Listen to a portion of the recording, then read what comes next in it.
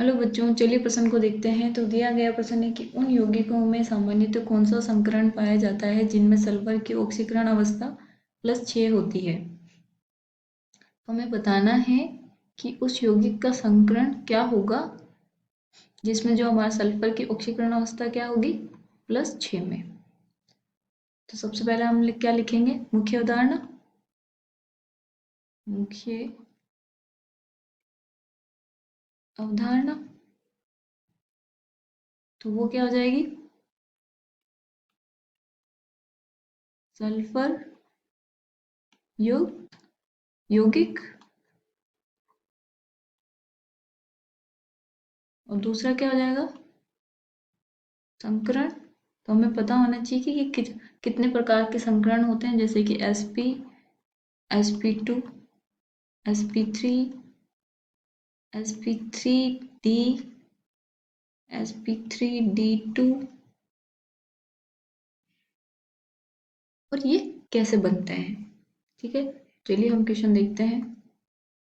तो हमें बोला गया है कि जो सल्फर है उसकी ऑक्सीकरण क्षमता अवस्था क्या है, +6। तो हमें पता है कि जो सल्फर है वो हमारे 16वें वर्ग से बिलोंग करता है, 16वें वर्ग का तत्व है। तो अगर इसका मैं इलेक्ट्रॉन अभिविन्यास लिखूं तो क्या होगा, नियोन 3s2p4।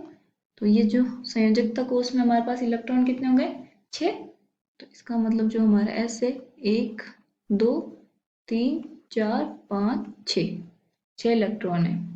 अब हमें बोला गया है कि जो हमारी ऑक्सीकरण अवस्था है वो कितनी है, +6। उसकी विद्युत ऋणता क्या होगी, सल्फर से ज्यादा होगी। तो विद्युत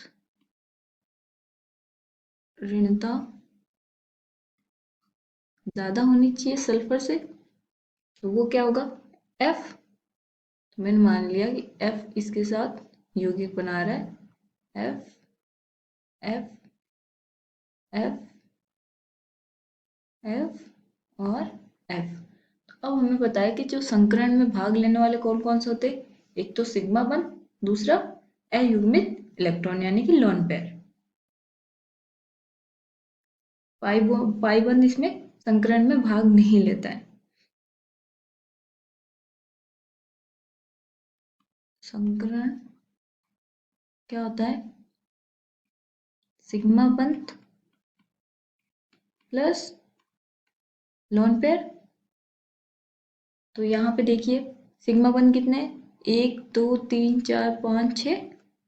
तो ये हो गए 6। लोन पेयर कितना है, 0। तो कुल कितना हुआ, 6। तो 6 का संकरण क्या होता है,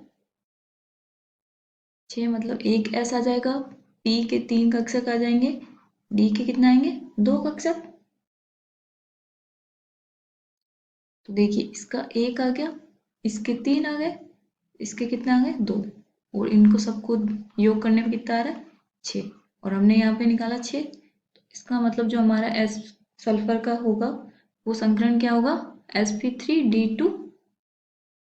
और अगर हमें ज्यामिति पूछी जाए तो वो क्या होगी, वर्गाकार द्वीप पिरामिड।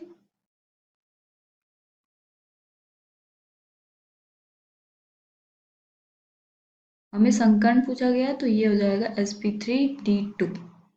आशा करती हूँ आपको समझ में आया होगा। धन्यवाद।